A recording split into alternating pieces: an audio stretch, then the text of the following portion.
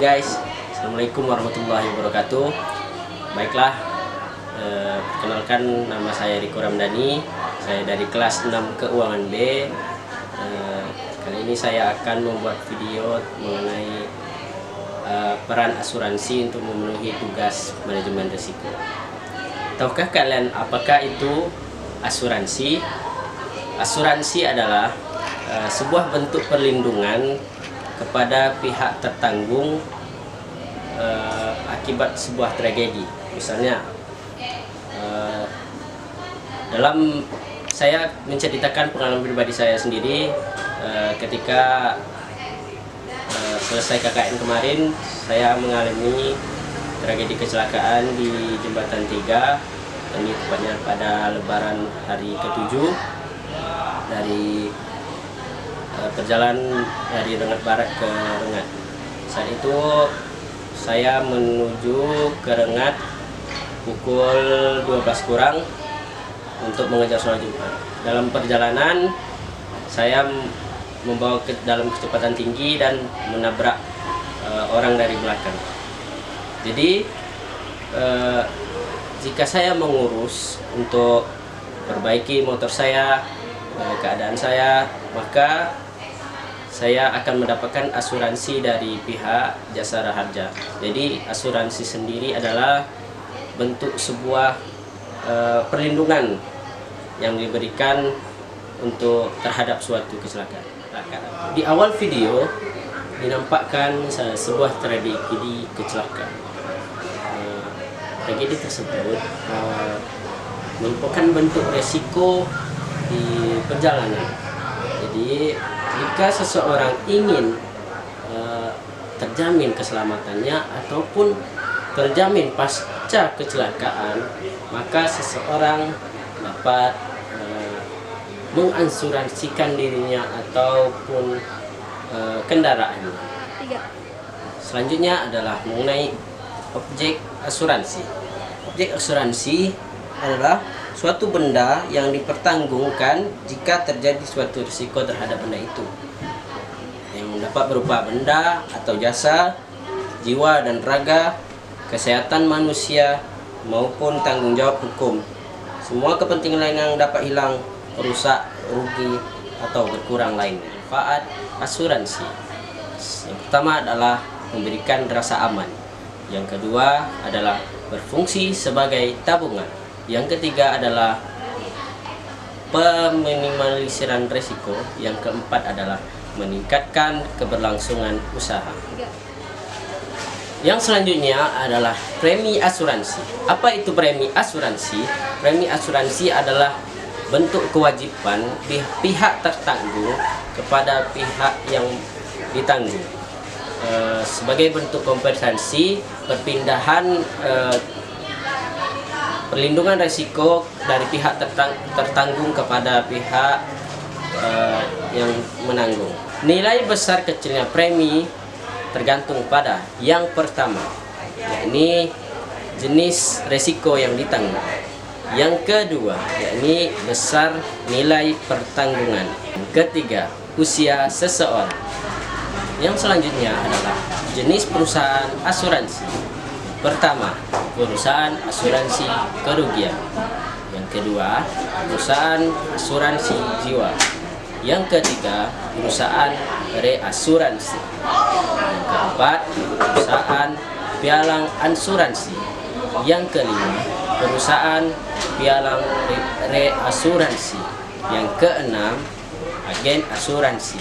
Yang ketujuh, perusahaan nilai kerugian asuransi.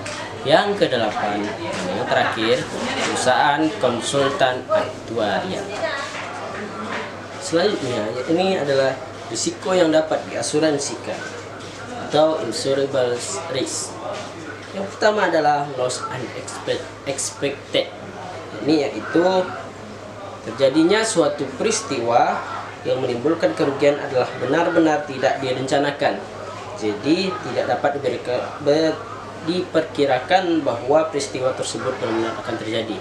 Misalnya ada kejadian di suatu daerah yang pernah saya baca berita, seseorang bersama temannya itu sengaja menjatuhkan dirinya ke dalam parit ataupun ke dalam sebuah sungai agar uang asuransinya keluar. Jadi hal-hal seperti ini tidak dapat diasuransikan karena hal tersebut direncanakan. Yang kedua adalah reasonable. Yang dimaksudkan di sini yaitu risiko yang dapat dipertanggungkan adalah benda yang memiliki nilai baik dari pihak penanggung maupun dari pihak tertanggung.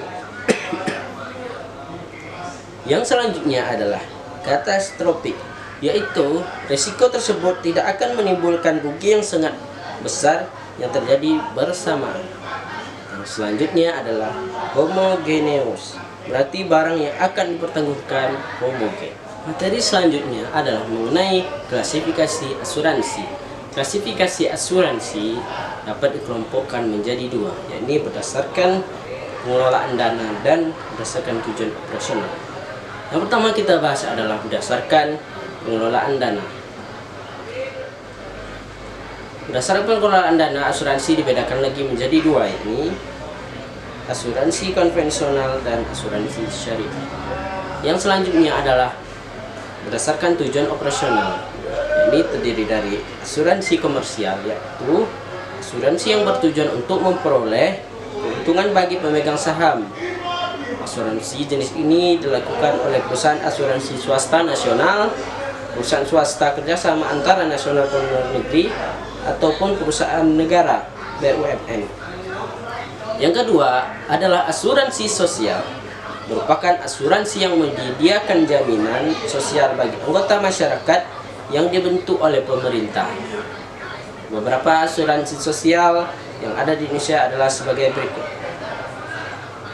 Ini yang pertama, tabungan dan asuransi pegawai negeri atau yang dikenal dengan nama TASPEN.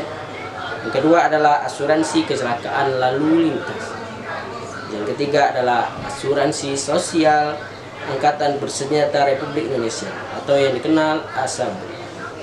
Yang keempat adalah BPJS Kesehatan dan yang terakhir adalah BPJS Ketenagakerjaan. Yang selanjutnya adalah klasifikasi asuransi berdasarkan jenis asuransi. Pertama adalah asuransi jiwa, yaitu merupakan asuransi dengan objek pertanggungnya berupa orang dan yang dipertanggungkan adalah kehidupan seseorang.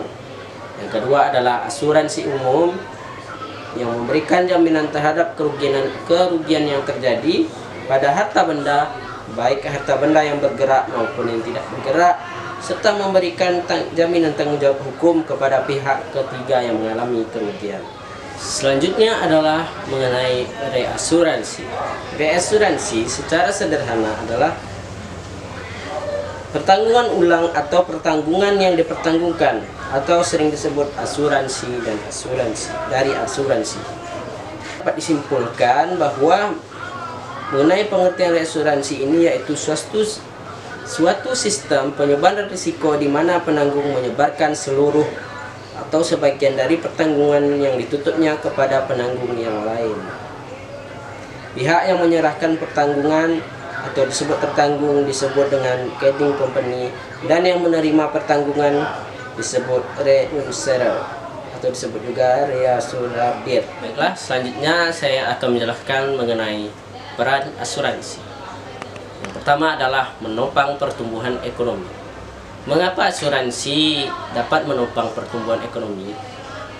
Karena asuransi sendiri merupakan sebuah bentuk perlindungan jika terjadi suatu kecelakaan. Jadi salah satu bentuknya adalah menjamin kesehatan masyarakat.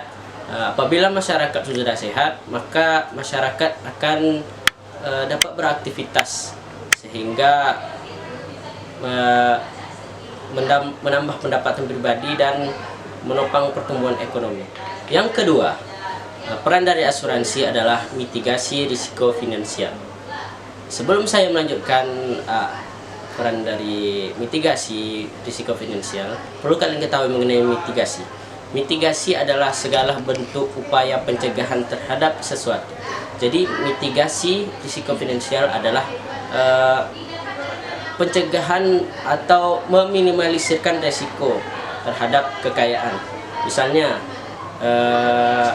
asuransi ketenagakerjaan merupakan jaminan terhadap orang-orang yang bekerja agar ia terjamin. Yang selanjutnya, peran dari asuransi sendiri adalah menghasilkan sumber daya keuangan. Mengapa asuransi dapat menghasilkan sumber daya keuangan? Karena dengan asuransi mengumpulkan premi dari masyarakat.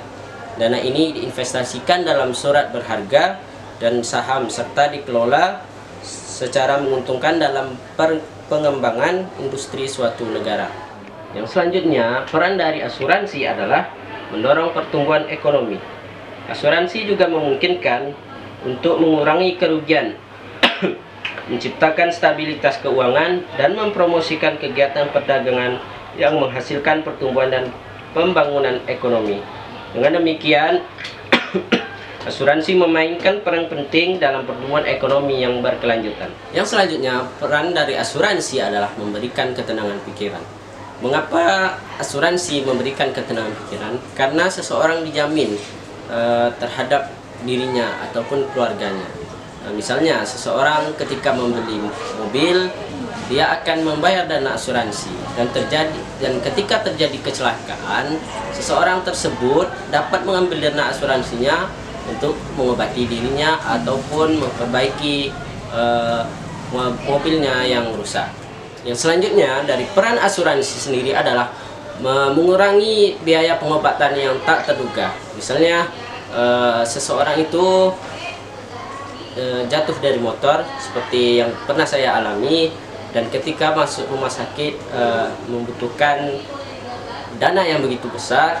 Dana dari asuransi ini sendiri dapat membantu mengurangi biaya pengobatan yang tak terduga.